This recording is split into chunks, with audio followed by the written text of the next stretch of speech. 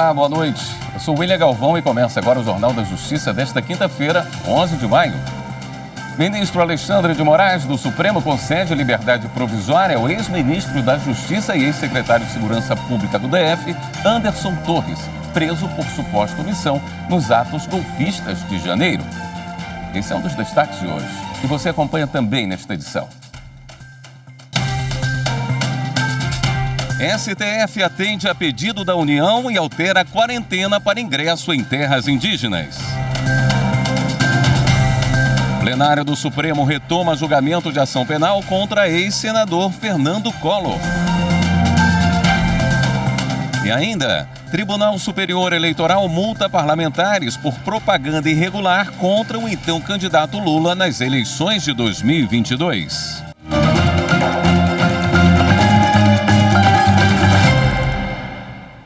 O ministro Alexandre de Moraes, do Supremo, determinou que o ex-secretário de Segurança Pública do Distrito Federal, Anderson Torres, seja solto. Ele está preso desde o dia 14 de janeiro por suposta omissão nos atos golpistas em Brasília. Nós vamos falar ao vivo com o repórter Renato Rosa, que tem os detalhes dessa decisão. Boa noite, Renato. Boa noite, William. Boa noite a todos. A decisão saiu no fim da tarde. O ministro Alexandre de Moraes concedeu a liberdade provisória a Anderson Torres, mas ele deverá cumprir várias medidas.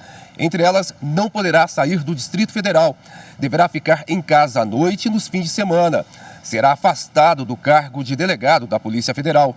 Ainda de acordo com a decisão, o ex-secretário deverá se apresentar no prazo de 24 horas e semanalmente, todas as segundas-feiras, ao juízo da Vara de Execuções Penais. A Alexandre de Moraes ainda determinou o cancelamento de passaporte e qualquer documento de porte de arma em nome do investigado. Anderson Torres também está proibido de usar as redes sociais e de falar com outros investigados dos atos antidemocráticos de 8 de janeiro. Se ele não respeitar as determinações, a liberdade provisória será revogada. William. Obrigado pelas informações, Renato.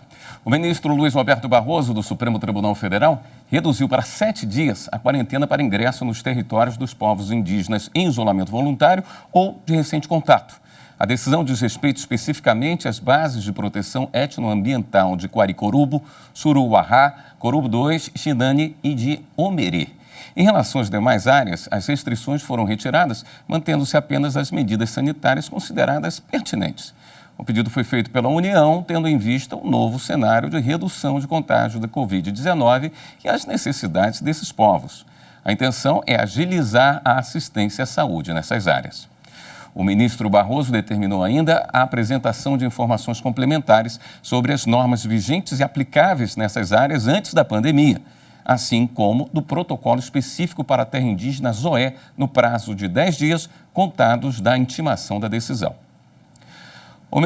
O Tribunal Superior Eleitoral, na sessão desta quinta-feira, multou os deputados federais do PL, Eduardo Bolsonaro e Carla Zambelli, de São Paulo, e Nicolas Ferreira, de Minas Gerais. O senador Flávio Bolsonaro, do Rio de Janeiro, também teve a mesma punição, multa individual de R$30 mil por propaganda irregular contra um então candidato a presidente da República em 2022, Luiz Inácio Lula da Silva. Renato Rosa tem os detalhes dessa decisão.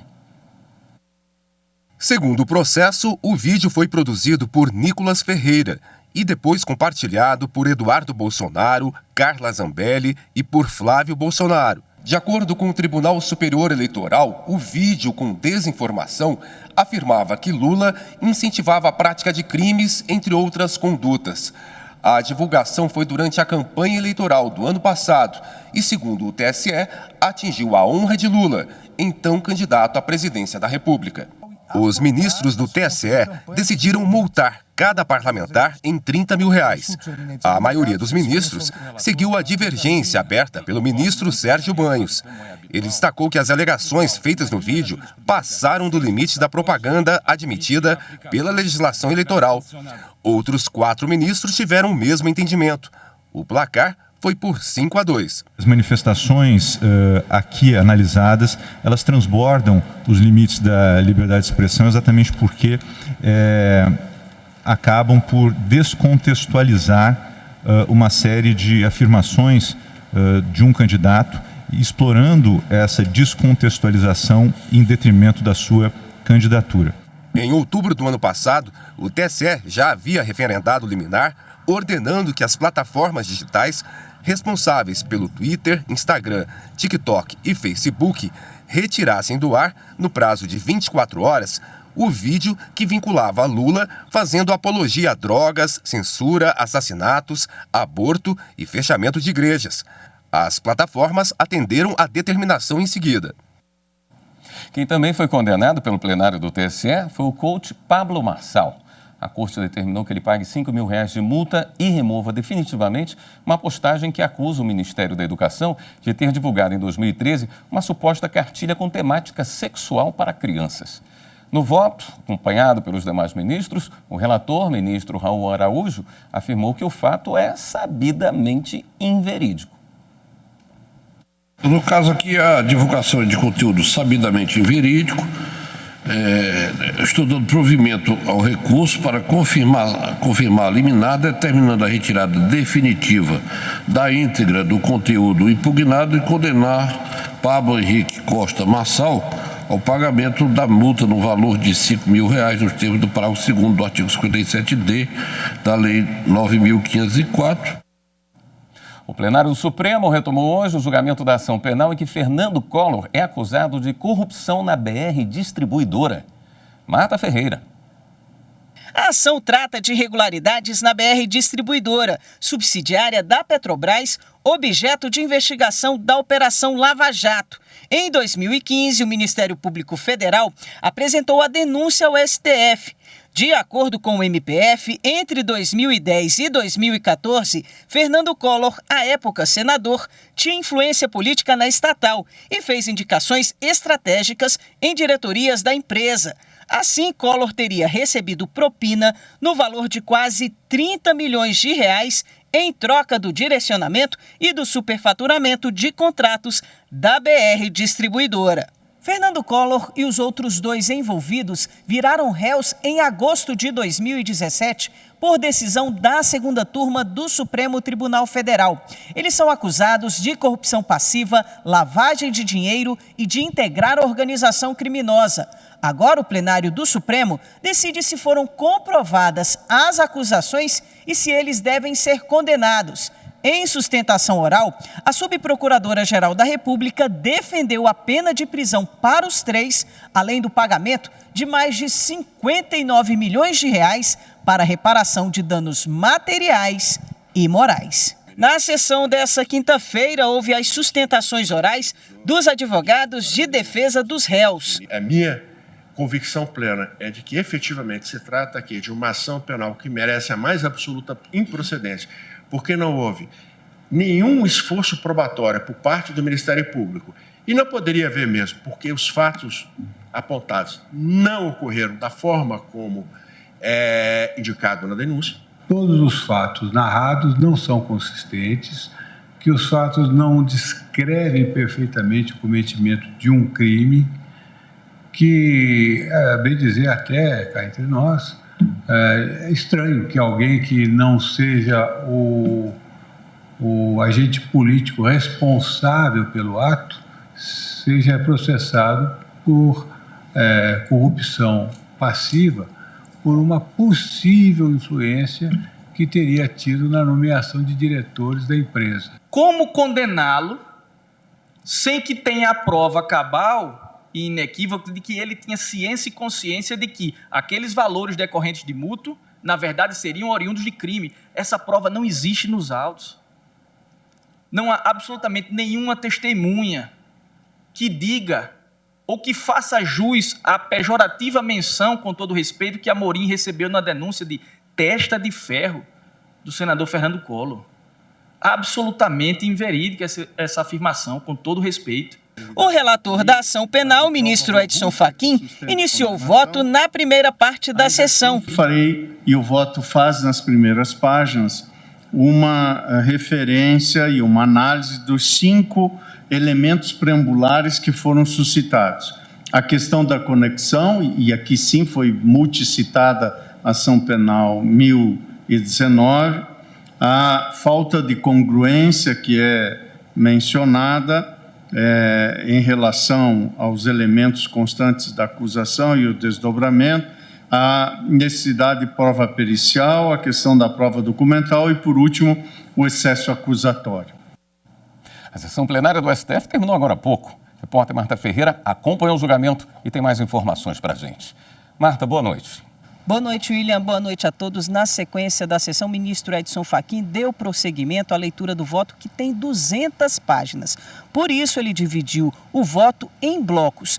O primeiro bloco é dedicado à parte que trata de corrupção passiva, a segunda, lavagem de dinheiro, e a terceira, organização criminosa. Por causa do adiantado da hora, a sessão foi encerrada e esse julgamento vai ser retomado na quarta-feira que vem, com a conclusão do voto do relator e também o voto dos demais ministros. Lembrando que o plenário vai decidir se as acusações apresentadas pelo Ministério Público foram comprovadas e se os réus devem ser condenados. William. Obrigado, Marta. A seguir, Justiça determina a demarcação imediata de terra indígena no Acre. Voltamos em instantes.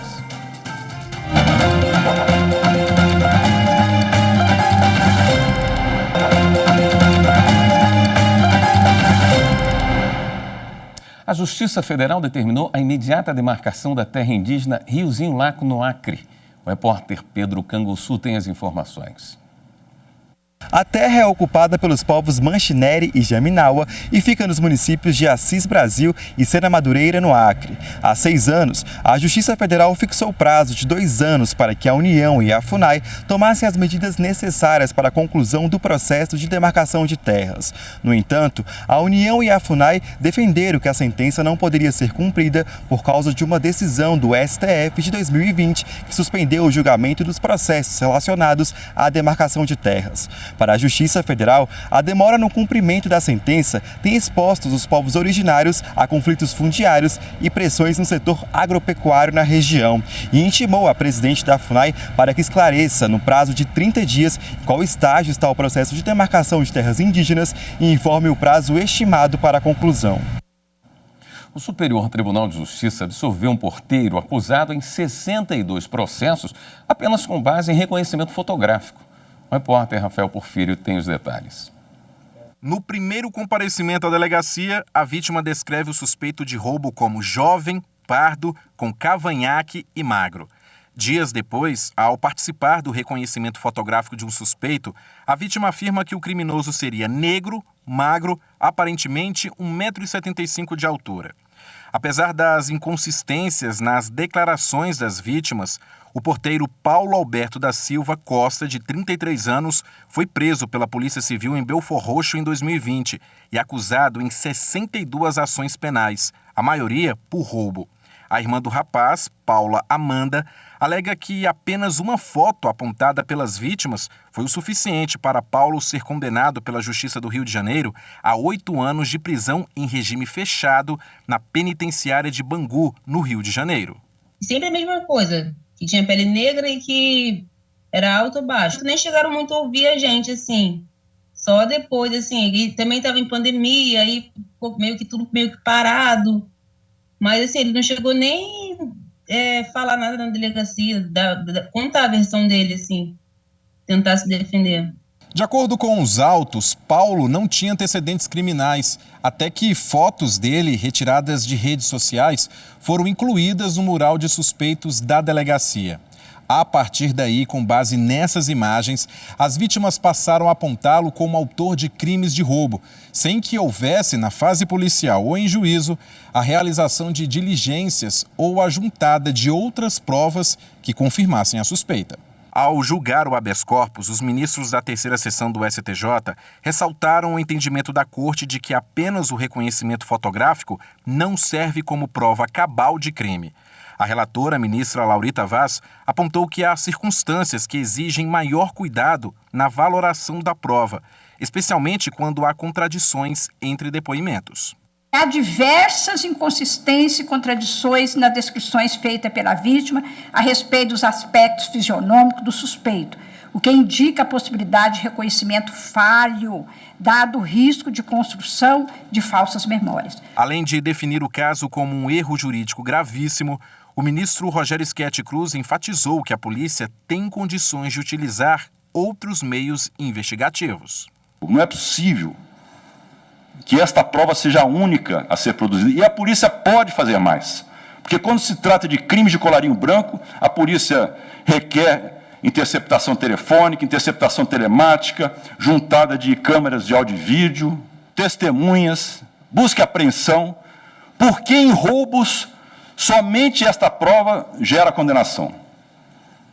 Porque são pessoas pobres, pessoas invisíveis, pessoas sem recursos para custear uma boa defesa. A terceira sessão concedeu a ordem para absolver Paulo da imputação em uma das ações penais e concedeu ordem de ofício para determinar a soltura imediata em relação a todos os processos, cabendo ao juízo ou tribunal avaliar se a situação tratada nos autos é a mesma examinada pelo STJ no caso que levou à absolvição. O colegiado também ordenou que a decisão seja comunicada à Corregedoria da Polícia Civil do Rio de Janeiro. O Tribunal Superior do Trabalho, em Brasília, foi sede da Cúpula Integridade Esportiva. O evento internacional discutiu o direito esportivo. Repórter Daniel Vasques. Na abertura da cúpula, o presidente do TST e do Conselho Superior da Justiça do Trabalho, ministro Lélio Bentes Corrêa, destacou a afinidade do direito esportivo com a Justiça do Trabalho. O mundo dos esportes, sem dúvida, é um mundo de muito trabalho.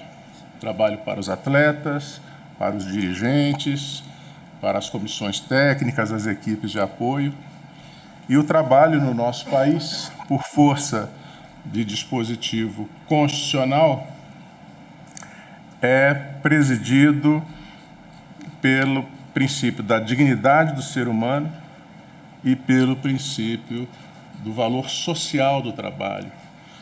E é exatamente essa natureza de um valor social que impõe que o trabalho se desenvolva dentro de parâmetros éticos.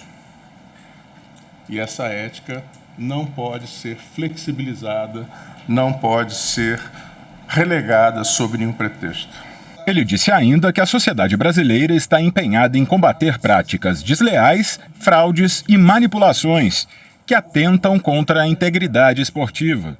Contra esses comportamentos ou crimes, os governos, as organizações internacionais e entidades da sociedade civil buscam construir mecanismos que zelem pela rigidez esportiva e protejam a boa-fé dos atletas e torcedores, de modo a promover um ecossistema ético e funcional para os esportes. A palestra de abertura sobre a importância da integridade esportiva para o Brasil foi proferida pela secretária executiva do Ministério do Esporte, Juliana Agatti. E como integridade aqui, a gente entende um esporte anti-dopagem, a gente entende um esporte anti-racista, a gente entende um esporte com igualdade de gênero, a gente entende um esporte com igualdade de oportunidades, sem manipulação dos resultados e pela imprevisibilidade dos resultados. Também foi debatido como detectar a manipulação de resultados por meio da análise de dados,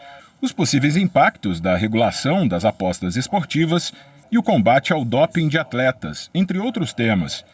O evento é organizado pelo Instituto Britânico GovRisk, especializado em combate à corrupção, reforma do judiciário e governança. No próximo bloco, a gente fala sobre empreendedorismo social. Você sabe o que é? Voltamos já.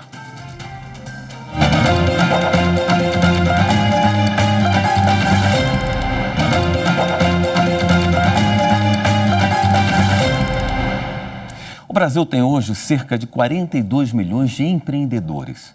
Empreender por aqui não é fácil. Ainda assim, alguns empresários se esforçam para administrar o próprio negócio e, ao mesmo tempo, ajudar quem mais precisa. É o chamado empreendedorismo social. A reportagem é de Evne Araújo.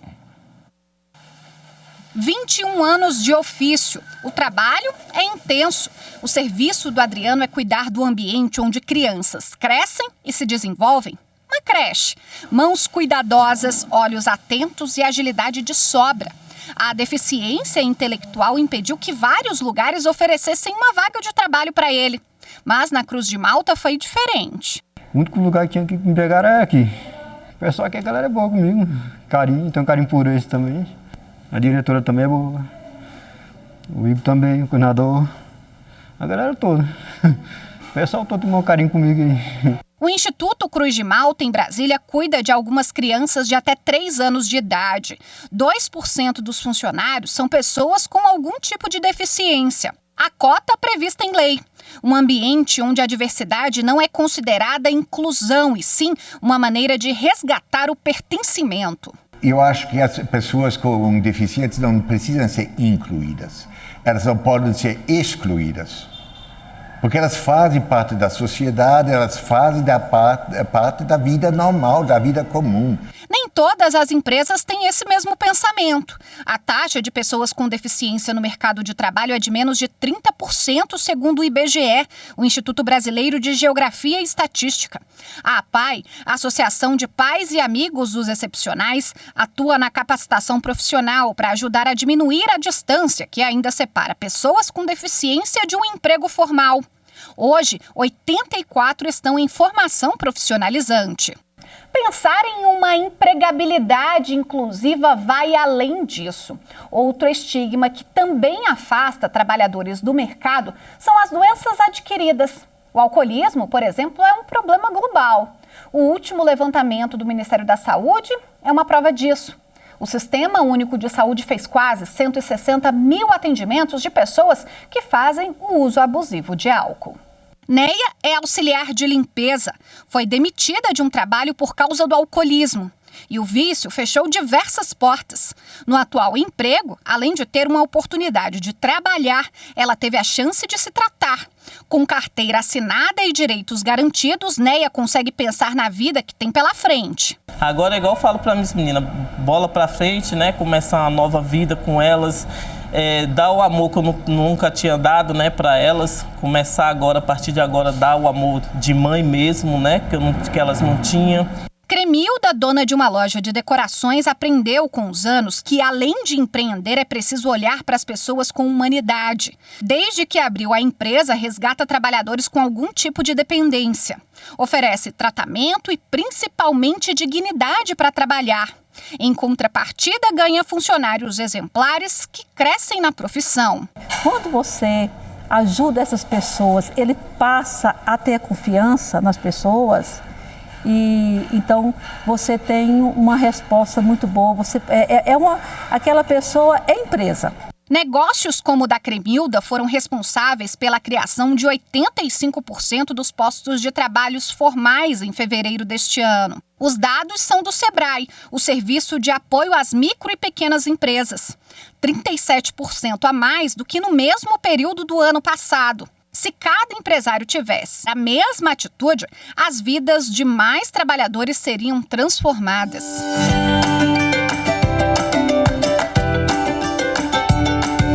Hoje, Antoniel transforma simples plantas em arranjos formidáveis. Mas na vida dele nem tudo foram flores. Por pouco, ele não foi morar na rua por causa do vício em álcool. Por meio do trabalho e da oportunidade de se reerguer, o florista conseguiu reconstruir o que havia perdido. A minha vida profissional, graças a Deus, está muito bem. Familiar, muito bem. Outra vida. Hoje eu não vejo mais minha esposa chorar, né? Das vezes que passava sem ir para casa, né? Naquela situação.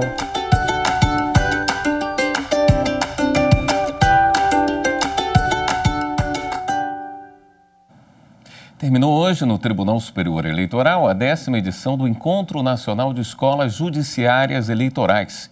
Caroline Lasno tem as informações. Foram 2 dias de debate sobre a importância das escolas judiciárias eleitorais no fortalecimento da democracia e na capacitação dos magistrados e servidores. Para nós pouco importa em quem o eleitor, em quem a eleitora irá votar. Para nós o que importa é que o eleitor se dirija à sessão eleitoral e tenha total liberdade para votar sigilosamente. E as escolas judiciárias têm essa missão importante na construção, na solidificação, no fortalecimento dessa doutrina. Entre os temas do evento estavam as ações para facilitar o diálogo entre as escolas judiciárias. A programação ainda incluiu debates sobre os desafios no processo de ensino e aprendizagem do direito eleitoral. Também foi discutida a importância de divulgar à sociedade o trabalho realizado pelas escolas judiciárias. As pessoas não têm a visão de conjunto de tudo aquilo que nós fazemos. As pessoas não têm percepção da abrangência das nossas ações.